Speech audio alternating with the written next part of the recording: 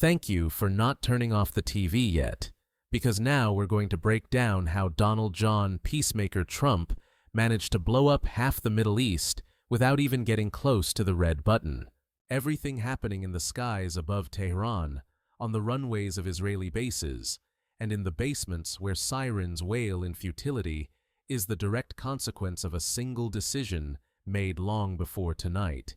A decision fueled by a smug smirk and a signature scrawled in gold marker. Let's rewind to May 2018. Obama left the world a fragile but functional nuclear deal with Iran. No centrifuges spinning at breakneck speed, no bombs by tomorrow morning. Then Trump swaggered onto the stage, unfurled the agreement like a menu at his golf club, and theatrically tore it to shreds.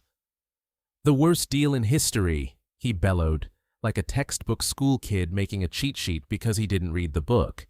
He tore it up, and that same day, he brought back sanctions, severed diplomatic channels, pushed Europe out of the negotiation room, and set Iran's uranium spinning again like a carousel at a Vanity Fair. That's how he kicked off the viral season of how to turn potential reconciliation into a future inferno. It only got worse from there. When Tehran realized it was left without a safety net, it started playing the familiar game of show them what we're worth. It ramped up its missile capabilities, while Trump fed Twitter with images painting the Persian Gulf as a zone of evil and himself as a crusader for freedom.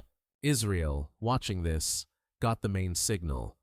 America will back any hard move. Why hold back when your biggest ally has triumphantly declared that all options are on the table and winked? Then came January 2020, when billions watched as the U.S., on Trump's orders, took out Soleimani, Iran's star general.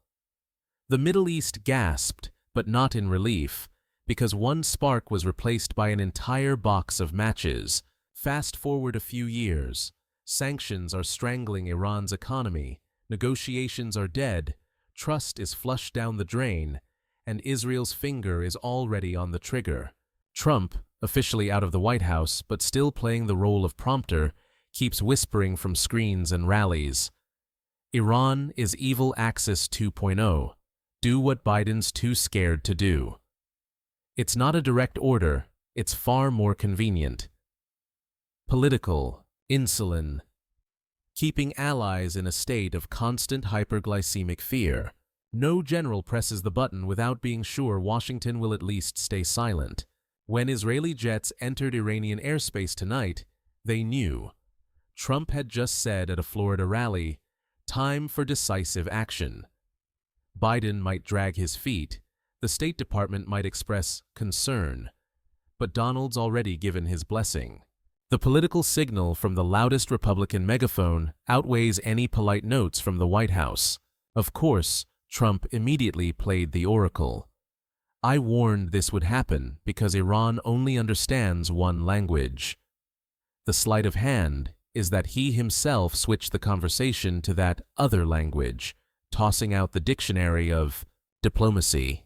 He posts on Truth Social. "The Middle East now knows strength rules." Translation: "I'm pleased my words turned into bombs." It's the same trick as banning firefighters from dousing a blaze and then bragging you predicted the ashes. What's happening now? Israel's declared a state of emergency. Schools are closed. Citizens are rushing to shelters. Missile defense systems are intercepting rockets. And Iran promises a heartless response. Trump shrugs. "Well, I warned you." But a warning isn't a prophecy if you created the conditions for it to come true. It's like planting a banana peel and then yelling, "I knew you'd slip." You can argue endlessly about Israel's right to self-defense, about rockets, about Tehran's terrifying theocratic regime. But one thing is undeniable. Donald Trump set the stage for all breaks off. He ditched the agreement because his show doesn't do boring papers or multi-page annexes. The audience doesn't like gray. They love flashes. And now those flashes aren't 4th of July fireworks. They're real explosions in someone else's capital. Trump will say he's got nothing to do with it, that it's Israel's decision. But Israel, like any ally, makes decisions by checking Washington's political barometer. And Trump's barometer always reads storm, because calm doesn't get likes. That's why his guilt isn't formal, but fundamental. He replaced diplomacy with ratings-driven adrenaline. He turned foreign policy into a show where the clutch is broken, the brakes are cut, and the audience cheers for a driver speeding a truck full of nuclear rods down a winding road. And now, as cities are rocked by waves of hysteria, as global markets plummet, as parents explain to kids why sirens have replaced school lessons, Donald smiles on screen and whispers, "I just told the truth." No, Donald. You wrote the script. You revved up the plot. You kicked peace out of the negotiation hall and into the gladiator arena. And now you're trying to sell tickets to the next season. That's why, when the first rockets fly, you don't just hear the whistle of metal. You hear the echo of his slogan, "Make chaos great again."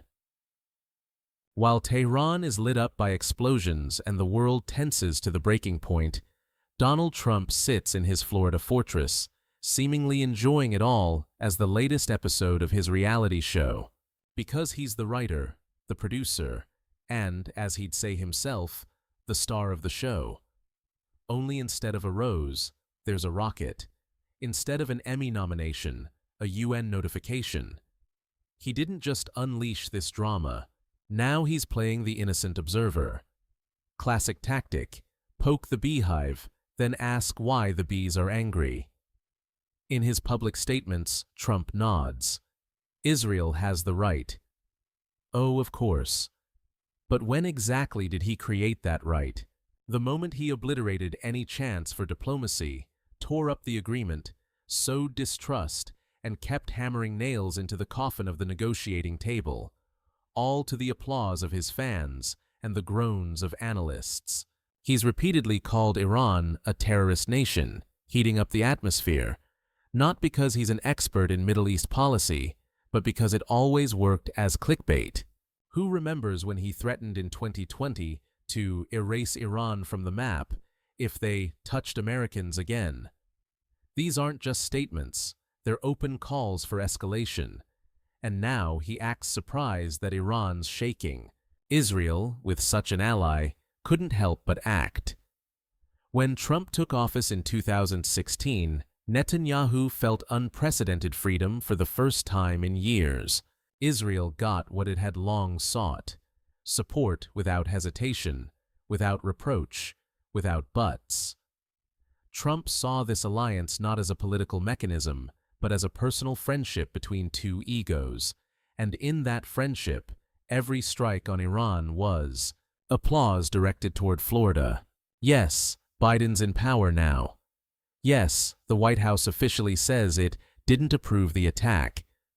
But who really shaped the path to these bombings? Who started the spiral? Who discarded the diplomatic foundation, sidelined Europe, and left the Middle East to simmer without a recipe? Donald John Trump. And now, as Israel fires rockets at Iran, as Iranians huddle in shelters, as Google Maps lights up with real-time flashes, Trump writes, "The world is getting more dangerous because of the current president's weakness." Really? What about the fact that your own nuclear policy fertilized this nightmare? In this tragedy, he's not a bystander. He's the chief engineer, the one who knocked out the brick from the foundation of peace. He didn't just know where this would lead, he wanted it. Because when everything collapses, people remember who shouted loudest, "I'd bring order." It's his favorite trick: create chaos, then become the only one promising order. That's why he's smiling into the camera now, nodding as if he warned everyone beforehand. But we remember, warning of a fire after setting it isn't foresight. It's malice. War doesn't start with a rocket. It starts with rhetoric, with winks, with provocative statements supposedly in jest. And it's at this level, the level of broken language and deliberate rejection of peace, that Donald Trump opened his main front. He never negotiated, he made deals. And in his logic, deals aren't made at the table, but on a stage with a cheering crowd, applauding every threat. Take his endless rallies, for example. He couldn't resist. At every chance, he nodded toward Tehran and repeated that Iran better not play with fire. The crowd clapped like it was an AC/DC concert. Except, unlike a concert, the fireworks here are real cruise missiles, and the sound isn't guitars, it's sirens.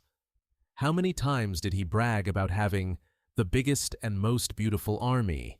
How many times did he promise that things could end very badly if Iran doesn't listen? He didn't offer solutions. He threatened, each threat accompanied by a smug grin, as if he were toying, not gambling with millions of lives. And everyone thought, that's just Trump, just rhetoric, just his style. But Trump's style is when foreign policy turns into Twitter boxing, then real bombs. When red phones are replaced by red buttons. When strategic restraint becomes live-streamed hysteria. Recall 2020 when he said, if Iran does something bad, we'll hit 52 targets, one for every American hostage from 1979. This was said by the President of the United States, not a Fox News analyst, not a Reddit commenter. The President, a target list essentially announced in advance. Who does that? Someone who sees geopolitics as a reality show. He left Iran no room to maneuver, only room to respond. And when that response became possible, when Israel, backed by unwavering Republican support, decided to strike, Trump was ready. Not with a peace plan, but with a Truth Social post template saying, Iran would have acted differently if I were in charge. Translation: look, you need me again. Call me back. He doesn't condemn violence. He weaves it into his platform, part of his image. His message is simple. It was tough under me, but effective. That tough meant sanctions, suffering children, closed communication channels, and now explosions in Tehran. Those are just details, edited out of his rhetoric. And don't forget, his circle supports this. Fox News, in unison, talks about the necessary preemptive strike, the terrorist state of Iran, the weakness of Biden. None of them mention that Trump removed diplomatic breaks and turned any interaction with Tehran into a rule-free game. Tehran's in flames now, and Donald's off golfing in Scotland. Why not? The conflict's far away, and the rating points are already ticking up. He could have stopped it back then if he wanted, not torn up the agreement, not killed a general without explanation, not challenged a nation of 90 million to a duel, not blocked diplomatic corridors. But he chose fire because it makes him look heroic. He chose strength because it sells better than a treaty. He chose war because peace doesn't get him screen time. Today, as the region burns, as the UN holds emergency meetings, as markets tremble and airlines cancel flights, Trump plays the silent game. He waits. He knows. The louder the explosion, the more microphones they'll hand him later. And he's ready. He's written the speech. He's booked the venue. If you think war starts with an order, you haven't watched enough episodes of The Trump Show. In reality, war starts when someone like Donald John Trump, sitting in a gilded bathroom, decides, why not toss all that diplomatic trash in the bin? It's blocking my view of the ratings. From that moment, the world is doomed to wait for the strike. We're all saying now, Israel struck. We're writing, explosions in Tehran. But that's only the surface truth. The reality is deeper, scarier, and more cynical. Because the hand that set this in motion belongs to Trump. Not literally, but politically and psychologically. He's the one who disabled the safeties. He's the one who cracked open Pandora's box and live-streamed its contents. Remember how he pulled the US out of the UN Human Rights Council, ignoring the fallout. Remember how he embraced Netanyahu and declared, "Jerusalem is our capital," sparking another wave of anger. Remember how, at a 2020 rally, he suggested, to laughter and applause, a preemptive strike to show who's daddy. The crowd went wild, but those in the Middle East weren't cheering. They were digging shelters.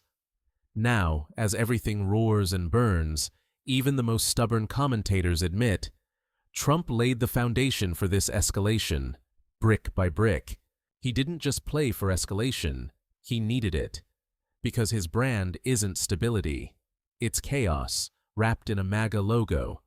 He said it himself. When the world's a mess, people run to a strong leader. That's not a theory, it's his strategy. He creates fractures so he can swoop in and say, "See, only I can save you."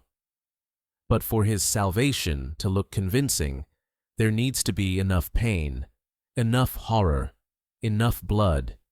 And now, there is. Tehran streets are in smoke, Israeli forces are on alert, the world's in panic. And what's Trump doing? He posts, "Biden has no idea how to handle this. Weakness invites war." Seriously? This from the man who spent 4 years pouring gasoline on the fire, shouting, "Anyone who disagrees is a traitor." While the world tries to stop the conflict, Trump uses it as a springboard. He's already crafting rhetoric for the 2024 election. It's as simple as his vocabulary. "This didn't happen under me. I kept them scared." But in reality, he just pushed everyone toward madness, then photographed how good it looks against a sunset. Here's the simple truth. Trump doesn't think in terms of peace. He's not interested in security. He doesn't care about kids in shelters. For him, the world is a stage. And when a district in Iran explodes, he sees not tragedy, but a loud setup for his next rally. We're watching the media spin the story now. CNN, Fox, MSNBC compete in their coverage. Politicians make statements. But amid all this noise, almost no one says it out loud. This is Trump's legacy. This is the result of his 4-year experiment of, let's do everything backward. And now, backward is war. Israel is a powerful player on its own. But without Trump's moral support, without his unhinged rhetoric, without his demolition of Iran policy, they wouldn't have gone for it head-on. They knew. He'd approve. And that knowledge is the most dangerous part of his legacy. Iran, for its part, is now unleashed too. They're not waiting for concessions, they're preparing to hit back. Because that's how they survive, under the threat of total destruction. And all this isn't just a result. It's a signature, a mark, Donald John Trump's autograph on the walls of this crisis. If anyone still doubts whose shadow looms behind every explosion, every decision, every official statement from both sides, just open the archives. Look at who tightened the screws, who broke the seals, who removed the safeties. Then it'll be clear. When sirens blare in Iran today, it's not just the sound of war. It's the echo of one man's voice, who long ago bet on chaos, and now he's got it, delivered straight to the evening news. As Israel strikes Iranian targets, as millions on both sides of the border wake to the wail of sirens, Donald Trump does what he does best, monetizes tragedy. Not directly, of course. He's not selling bombs. He's selling fear. And fear is the most liquid currency for his political business. Let's say it out loud. War is profitable for Trump. He doesn't need real results. He needs a picture. Explosions are the backdrop. Panic is the music. And every new statement about a possible nuclear threat works better for him than any ad campaign. He's not a president, he's a brand.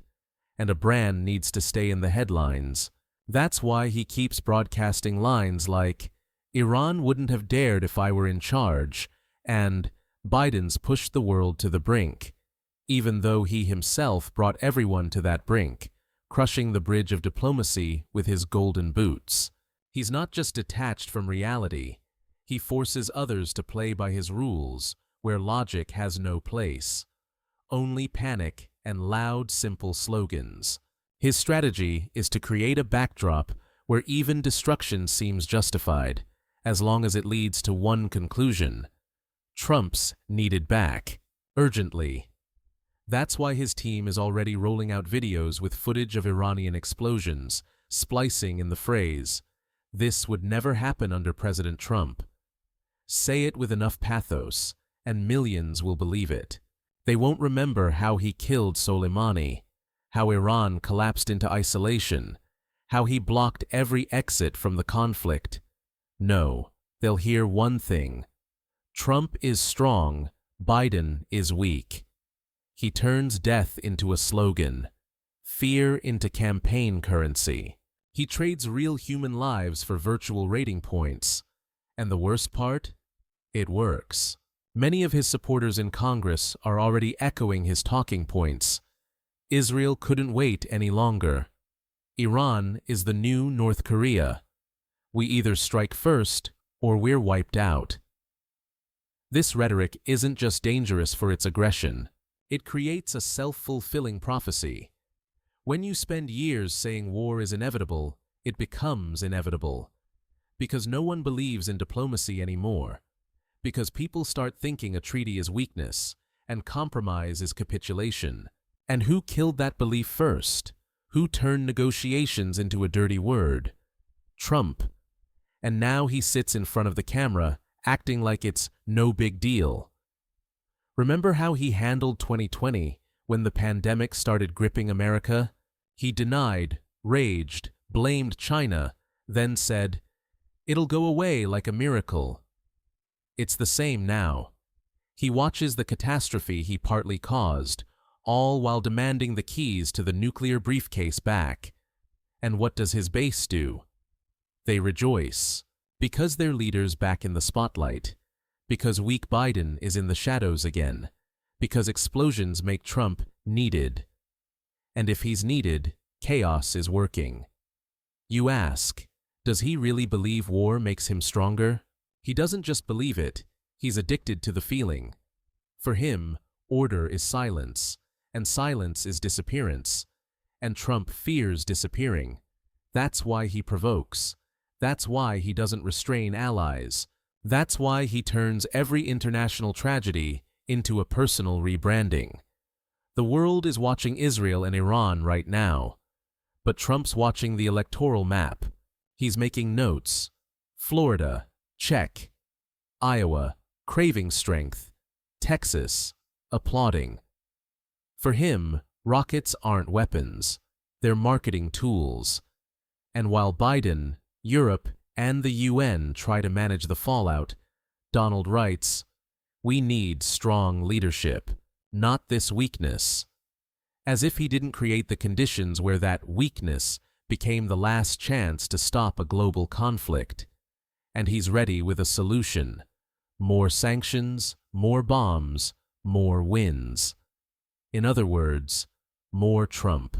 If we don't stop this logic now, tomorrow he'll be back in the Oval Office, ripping out communication lines, tearing up treaties, threatening on live TV. Because in his world, the more chaos, the louder his voice. And we're left watching him dance on the wreckage of diplomacy. To the applause of those who forgot he's the one who set this theater ablaze. If you think this is all a coincidence, if you think Donald Trump is just a backdrop to unfolding geopolitical horrors, think again. He's not the backdrop. He's the screenwriter, director, and ticket seller all at once.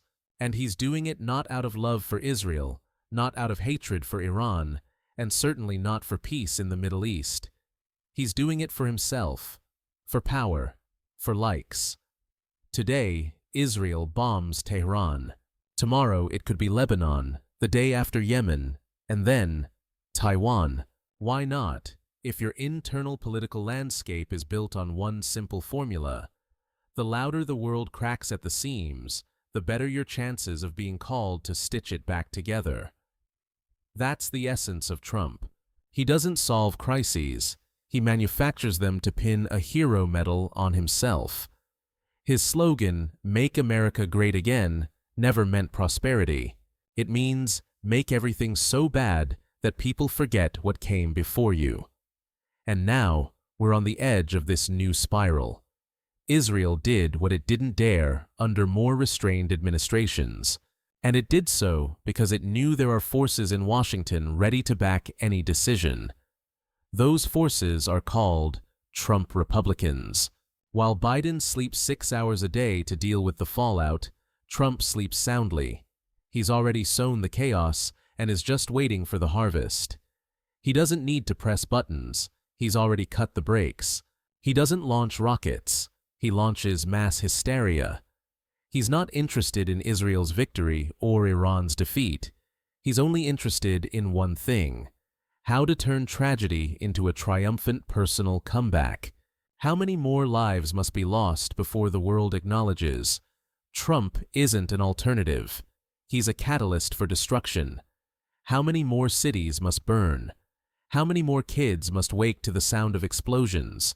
How much longer will we ignore that this became possible because one man spent 4 years erasing the word diplomacy from the global lexicon? He doesn't believe in treaties. He believes in strikes. He doesn't believe in compromises. He believes in ratings. He doesn't believe in human life.